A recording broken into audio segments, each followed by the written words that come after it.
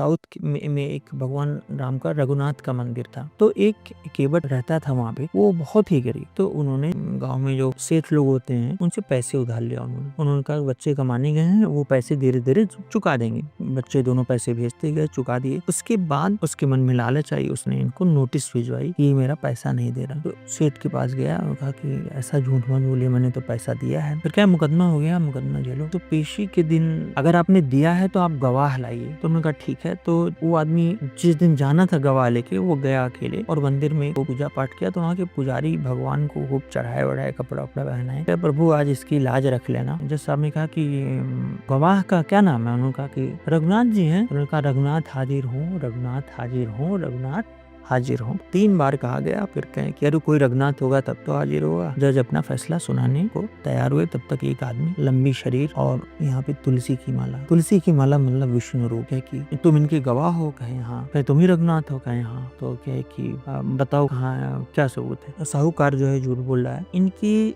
इस जो फाइल या बही बोलते, बही खाता, इनके बही खाता में 85वें नंबर पे ये इन्होंने इसकी रसीद डाल के मंगवाई गई रसीद थी। और तो उन्होंने जो भी वो एक्शन लिया, झूठ बोलते हो तुम, ऐसा वैसा। फिर उनको कुछ शक हुआ, जब कुछ स्पिरिचुअल थे वो। उन्होंने कहा कि इधर सुनो। केवट को बुलाया। कहे कि ये रघुनाथ कौन थे? कहे अरे वही रघुनाथ जो हर जगह रहते हैं। का मतलब तो कहे कि रघुनाथ जी जो पूरी दुनिया को देखते हैं। तो कहे तुम्हें कौन रघुनाथ? कहे राम जी, वही रघुनाथ जी। वो नहीं आते तो कौन आता? कहे तुमने बुलाया था। कहे हाँ हमने बात की थी। कहे कहाँ बात की थी? कहे मंदिर में बात की थी। तब जब समझ गया पूरी कहानी। और वो कहे कि मतलब तुम मूर्ति से कह के आए थे और मूर्ति सुन ली? कहे मूर्ति तो बनी हुई है, हमारे सब काम करते हैं। जज साहब जब अपने घर पहुंचे वो रोने लगे।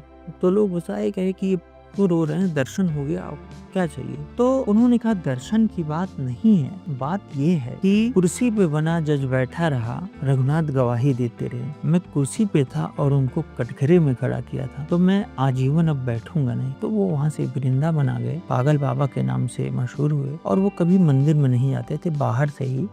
उनके हिसाब से रामकृष्ण एक ही हैं, तो बाहर से ही दर्शन करते थे और जो भी उनको मिल जाता था भिक्षा में वही ग्रहण करते थे।